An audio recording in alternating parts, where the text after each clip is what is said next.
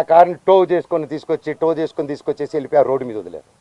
మా wife car mini Cooper, దాన్ని to చేసుకొని తీసుకొచ్చి ఆ గ్రౌండ్లో వదిలేరు. ఆ గ్రౌండ్లో వదిలి అక్కడ కర్చీపులు కట్టుకొని రౌడీ షీటర్లు అందరు దిగి దగ్గరుండి దాన్ని టో చేసుకొని మళ్ళీ తీసుకెళ్ళి అక్కడ వదిలేరు. ఇవన్నీ గురువారెడ్డి గారికి అవునా ఇంత గలీజ్గా ఎందుకు చేస్తున్నారు, ఇది బాగాలేదు మనోజ్ గారు అని చెప్పి సీఏ గారు చాలా ఫీల్ అవుతున్నారు, కానీ యాక్షన్ తీసుకోలేదు. నేను వెళ్ళండి సార్ మా వాళ్ళు ఉన్నారంటే ఇంటికి వెళ్ళారు.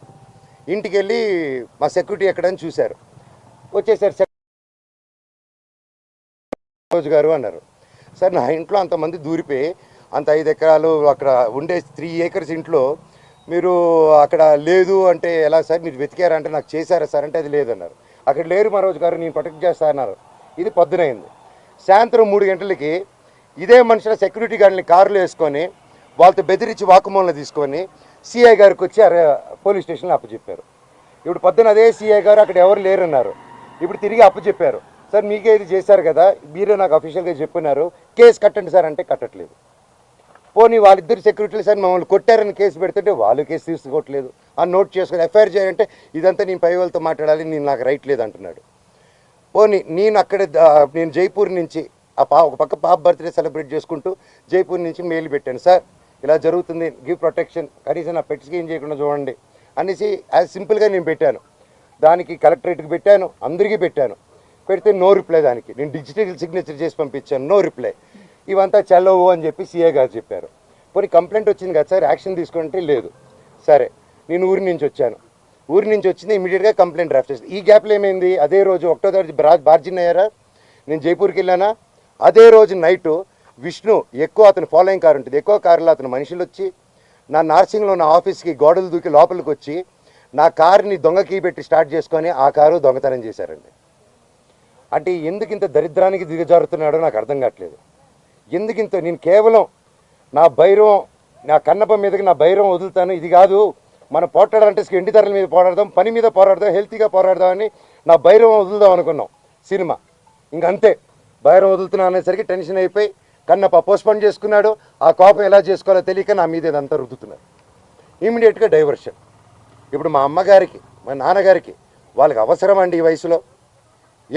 విష్ణు నాకంటే 4 సంవత్సరాలు పెద్దవాడు, అతనికి 4 పిల్లలు ఉన్నారు, వచ్చి మాట్లాడడం తెలియదా, కూర్చొని మాట్లాడమని అడుగుతున్నాను నేను. పెద్దోళ్ళని కూర్చొని పెట్టి మాట్లాడలేరా? ఇవన్నీ కాకుండా ఇలా పోలీస్ ఆఫీసర్తో హైకోర్టు నుంచి నాకు ఆర్డర్ వచ్చిందండి. ఇది బాగా వినండి సార్. హైకోర్టు నుంచి క్లియర్ ఆర్డరు, నేను కానీ ఇక్కడ కానీ డిస్ప్యూట్ జరిగేంత వరకు మేము ఇక్కడ ఉండొచ్చు, నేను ఎవరు ఉండకూడదని చెప్పాల. కలెక్టరేట్ దగ్గరికి వెళ్ళారు, నేను వచ్చి ఉండొచ్చు, నేను ఏం చేయట్లేదు, ఇదిగోండి అనేసి నా ఫైలు అప్పచెప్పాను నేను వాళ్ళకి. నేను వీళ్ళకి సినిమాలు పనిచేసినప్పుడు, నేను క్యాంపస్కి పనిచేసినప్పుడు ₹1 ట్రాన్సాక్షన్ వాళ్ళ దగ్గర నాకు వచ్చిందని చెప్పానండి. ఈ రోజు వరకు ఈ మనోజు ₹1 తీసుకోలేదు నా కుటుంబం నుంచి, ₹1 తీసుకోలేదు ఏ సినిమాకి. నేను బయట ప్రొడక్షన్ హిట్ కొట్టి బయట ప్రొడక్షన్లో చేసుకొని ఒకటి హిట్ కొడితే చాలు తీసుకొచ్చి ఇక్కడ లాక్ చేసేసాడు. విష్ణు కంపెనీలో 25 filmsలో నువ్వు చేయాలి, నువ్వు ఇప్పుడు ఆడగట్ట పేసుకొని చేయకపోతే విష్ణు కెరీర్ నిలబడదురా, నువ్వు ఆడగంటే అంటే నాకు కంఫర్టబుల్ లేదు, ఇప్పుడు I'm not ready for lady getup అన్నప్పుడు అంటే సెంటిమెంట్గా కూర్చొని పెట్టి లేదు విష్ణు కెరీర్ నీ చేతిలో ఉంది, అని నిలబెడదాం హీరోగా, నువ్వు ఒక పర్ఫార్మెన్స్, నువ్వు కామెడీ చేస్తావు, అంతా నువ్వు చేయి అంటే అన్న కోసం అమ్మాయి గెటప్ కూడా వేసుకొని యాక్ట్ చేశానండి.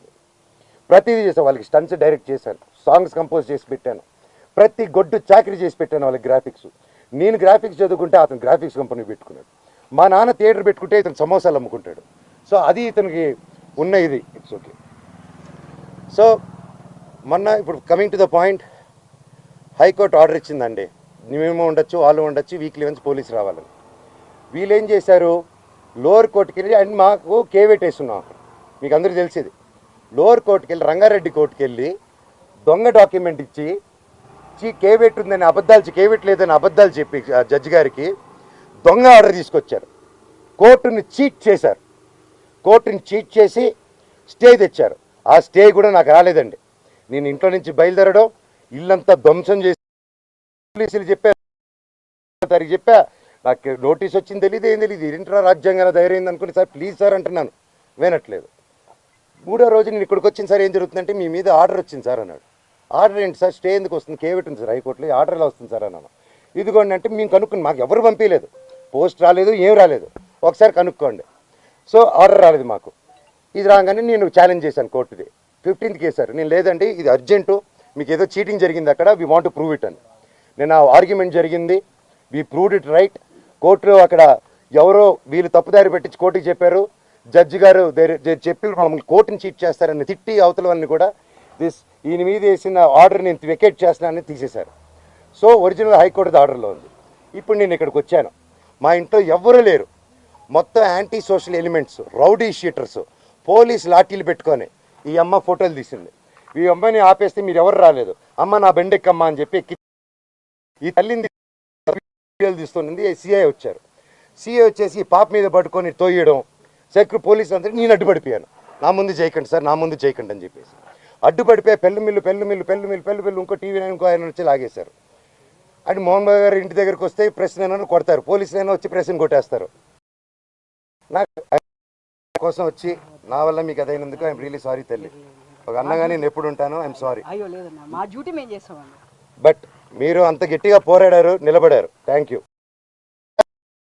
తప్పు లేనప్పుడు మిమ్మల్ని ఎందుకు సార్ ఆపుతున్నారు అక్కడ రాకుండా? నేను రమ్మంటున్నాను ప్రెస్ని, నేను ఎక్కడికైనా వచ్చి మాట్లాడుతుంటున్నాను, ఎందుకు ప్రెస్ని రానియట్లేదు? నేను ఒకటే అడిగాను, సార్ హైకోర్టు ఆర్డర్ ఇదిగోండి, మీకు కూడా షేర్ చేసి మీకు హైకోర్టు ఆర్డర్ ఇచ్చాను, లోవర్ కోర్టుది చీటింగ్ చేశారు, కమిషనర్ గారు బాండు, ఇవి 3 ఉన్నాయి, ఇవి చల్లవంటాడు. పోనీ రాసి ఉండంటే మీరు రాయకూడదు అంటారు, పోనీ ప్రెస్కి చెప్పమంటే మేము చెప్పమంటారు. సరే ఏ అధికారంతో నా ఇంట్లో మీ ఇంటికి వెళ్ళేదని మీకు ఆర్డర్ కావాలంటాడు, మీరు ఇంటికి వెళ్ళేదని మీరు ఆర్డర్ తీసుకుంటున్నారు సార్ అని. లేదు మీ నాన్న చెప్పాలి మాకు అంటున్నారు. సార్ అది కోర్టులో ఉంది సార్, మీరు ఎందుకు మా నాన్న మాట వింటున్నారు, మీరు కోర్టు మాట వినాలి కదా సార్ ఏపీ గారు అంటున్నాను. లేదు సిఏ గారు ఏసీపీ గారు లేరు, మోహన్ బాబు గారు చెప్పాలి అంటున్నారు. సార్ ఇది ఎక్కడ సార్, ఇంటి లోపల మా నాన్న లేరు, ఎవరు లేరు, మా పెట్స్ ఉన్నాయి, 25 మంది రౌడీ షీటర్లు ఉన్నారు. నేను డ్రోన్ పంపిస్తాను సార్ చూడండి సార్ అంటే పంపించద్దు, నేను చూడకూడదు. పోనీ నేను ఇక్కడ ఉంటాను సార్, మీరు లోపలికి వెళ్ళిన పెట్స్ నేను కుక్క పిల్లలన్నీ ఇచ్చేయండి సార్ తీసుకెళ్ళి